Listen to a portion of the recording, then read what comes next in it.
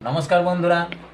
তো এই দেখো জয়পুরে পালিশের কাজ দেখতে পাচ্ছ। তো একটা পালিশের কাজ পালিশ করতে কত কি লাগে, কতক্ষণ সময় লাগে দেখো তোমাদের দেখাচ্ছি। তো প্রথমে লাগাবো যেটা হচ্ছে বব কাটাই। কাটাই না করলে কিন্তু চমক আসবে না। তো কাটাই বব আমি লাগিয়ে নিলাম, এটা হচ্ছে কাটাই বব। তো কাটাই করব, এটা হচ্ছে লাস্টার। এই লাস্টার দিয়ে কাটাই হবে।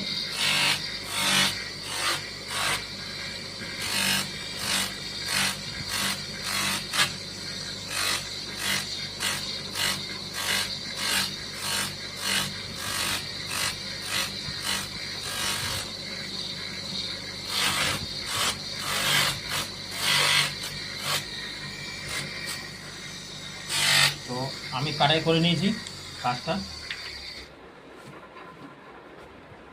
এবার করব জেল্লা। এটা হচ্ছে জেল্লা বব।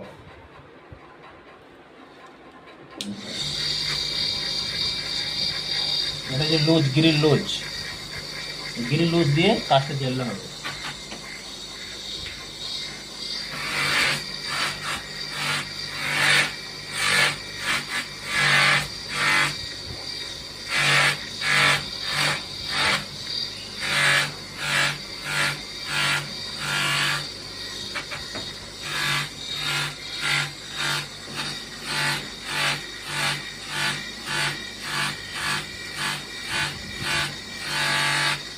এই যে দেখতে পাচ্ছ জেল্লা হয়ে গেছে কাজটা। এটা কিন্তু বিরাসের কাজ। এই ম্যাটেরিয়ালটার নাম হচ্ছে বিরাস। এটা কিন্তু ব্যাঙ্গেল হবে, হাতে পরা ব্যাঙ্গেল। এবার কিন্তু এটা চামড়া মারবো, চামড়া মারলে পরিষ্কার হয়ে যাচ্ছে। এটা হচ্ছে চামড়া পপ।